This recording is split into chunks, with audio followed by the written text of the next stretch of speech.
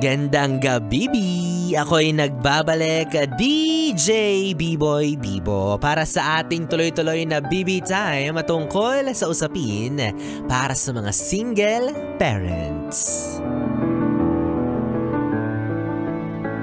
Alam nyo mga yes friend, kung usapang single lang din naman, ubod dami ang klase niyan, diba? Single kasi walang nagkakagusto, single kasi choice niya yun, single dahil takot na ulit magmahal, single kasi may hinihintay o hindi naman kaya single kasi nabiyudo o nabiyuda, at mga single parents yan, diba? Well, hindi rin natin alam no kung ano yung dahilan kung bakit mag-isa lang silang nag-aalaga at kumakalinga ng mga anak nila, no?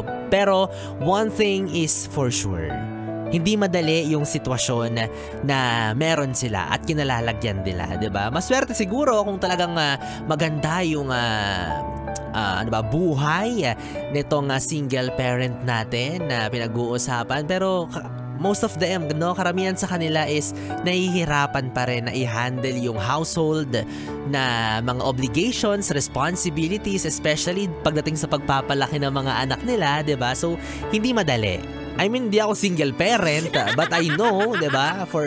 For some stories na narinig natin, for some situations na nasaksihan natin, 'di ba? Hindi talaga madali. So, hindi rin naman natin ini-invalidate yung hirap ng mga magulang out there na merong kapartner or kapares pa rin, 'di ba? Yung kompleto at buo pa rin yung pamilya. Ang ibig ko lang sabihin, mga yes friend, is yun pa nga lang na meron kang katuwang sa pagpapalaki ng mga anak mo, may asawa kang kaagapay mo sa paggabay, mahirap na, 'di ba? Hindi na madali.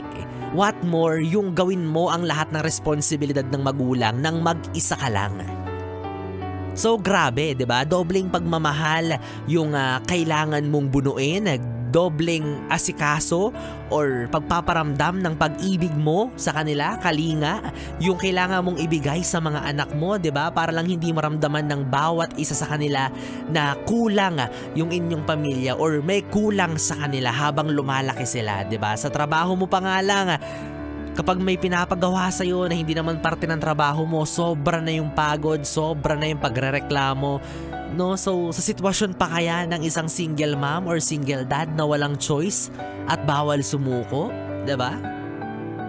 Kung mag-isa ka lang bilang nanay, for sure ikaw na rin yung gumagawa ng mga sira sa bahay, 'di ba?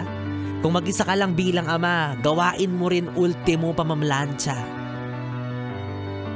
Kaya mga yes friend, this is a reminder to give respect sa mga magulang, especially to those who are alone, to those who are single parent. Diba? Wag natin silang i-mock. Wag nating hamakin ang nag-iisang magulang or mag-isang magulang na nagtataguyod, nagsusumikap, nagsasakripisyo para magpalaki ng mga anak. Para magtaguyod ng mga anak. Kasi for sure, hindi niya rin kagustuhan na mapunta siya sa ganyang sitwasyon, 'di ba? Kasi sino ba namang matinong tao ang nanaisin na bumuo at mag-establish or magkaroon ng anak tapos mawawala ng katuwang sa buhay or katuwang sa pagpapalaki dito sa mga to, 'di ba? Hangga't maaari, hangga't kaya, lahat tayo gusto natin yung buo at maayos na pamilya. At ikaw naman, kung isa kang anak ng single parent, I am telling you, value that parent of you. Diba? I-cherish mo yung mga moments na kasama mo siya kasi nag-iisa na lang siya. I-appreciate mo yung efforts na ginagawa niya para sa'yo. Lahat yun. Kasi hindi biro yung mga pinagdaanan niya para lang maitaguyod ka, para lang mairaos ka.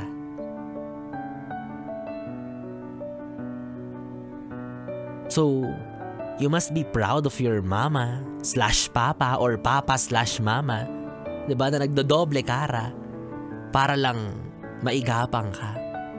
Kasi grabe yung sakripisyo niyan para sa iyo, 'di ba? Sa pag-aaral mo, sa mga pangangailangan mo. Grabe yun, lahat yun iniraraos niya ng mag-isa. And sana kapag dumating yung pagkakataon na capable ka na, natapos na yung responsibilidad niya sa'yo, diba? Sana hindi mo rin siya iwan mag-isa. Sana wag mo siyang makalimutan. Sana wag mong iparamdam sa kanya na mag-isa na lang talaga siya. Kasi ikaw lang yung tanging yaman yan for sure. Ikaw lang yung meron siya. Kaya nga grabe na lang yung pagmamahal at pag-aalaga niya sa'yo kasi kayamanan ka niya. Kaya gano'n na lang siya magbigay ng pagpapahalaga sa'yo kasi mahal na mahal ka niya. Kaya sana again, wag mong iparamdam sa kanya balang araw na mag-isa na lang siya. Sana kalingain mo rin siya kung paano kanya kinalinga noong mga panahong nahihirapan din siyang itaguyod ka mag-isa. And going back to you as a single parent, sana proud ka rin sa sarili mo, no? Tandaan mo, hindi ka nag-iisa. Marami ang kagaya mo. Yet, lahat kayo, kahit mahirap, kinakaya, diba? That's it eh. Ayan yung nagagawa ng pagmamahal. At dyan kami bumibilib sa inyo. Hindi man kayo perfect parent, hindi nyo man maibigay lahat-lahat, but at least we know that you guys are trying.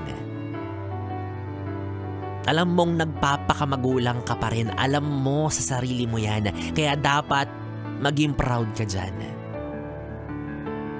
At tandaan mo lang yung sinasabi nila na ang mga single parent ay parang balot. Oo, kasi masarap kahit may sisiw. De, masarap magmahal. Ikaw talaga. Ay, gagaya mo pa ako dun sa isang kontrobersiya, ha?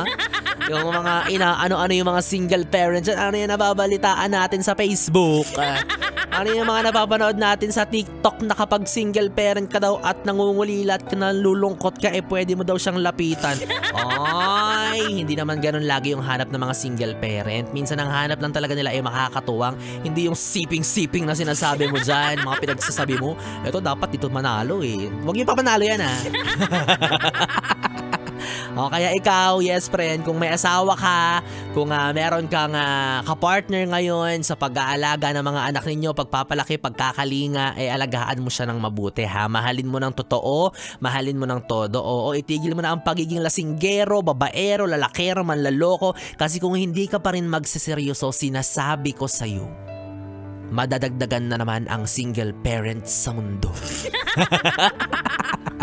O eto, bilang pandagdag lambing mo dyan sa asawa mo ha, maging sweet ka naman sa kanya.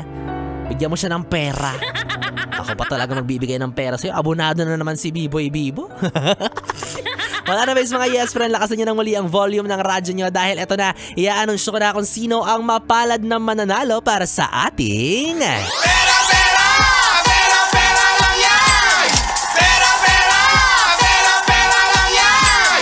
Yes friend, kanina ang hinahanap ko ay picture or selfie ng ikaw ay single pa at wala pang pamilya. Ay, pagkabukas ko ng inbox ko ha, in fairness, ang daming ambisyosa. O, nag-send din ng selfie nila, hanggang ngayon naman single pa rin sila. So, wag na natin patagalin pa. Congratulations sa pagmumukha mo. Lauren Gay Giliang. Hey!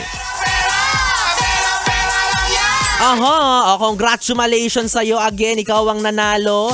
Lauren Gay Giliang. Hindi ko alam kung tama yung pag-announce ko or pag-pronounce ko ng apelido mo.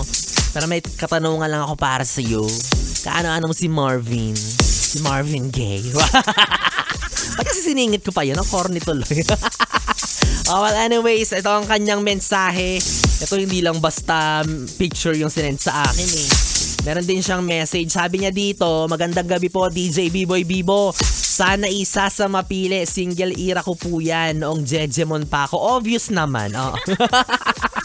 Sana mapili po, always po ako nakatutok sa Yes FM Solid. Oo, kung i-define ko po or ipapakita ko po sa inyo sa pamamagitan ng salita, ang itsura nitong si Ate Lauren Gay, nung siya ay single pa, o siya po ay nakakap na malaki, oo.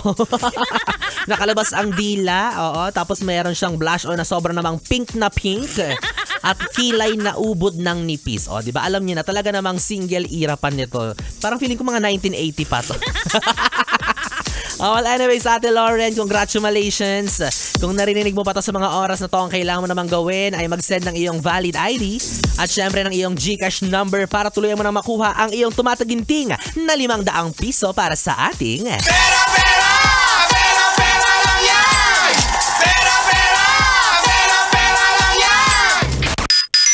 Well, anyways mga yes friend, 3 oras na BB time na naman ang ating pinagsamahan. Nakapiling mo ang BB mo sa radyo. DJ B-Boy Bibo, ang DJ na single, ready to mingle, basta walang label. Magkasama at magkarinigan tayong muli bukas sa parehong oras, dito pa rin at dito ka lang sa istasyong tanggal limot ang problem. Ang 101.1 Yes FM Solid. Good night, BB. Mwah, mwah.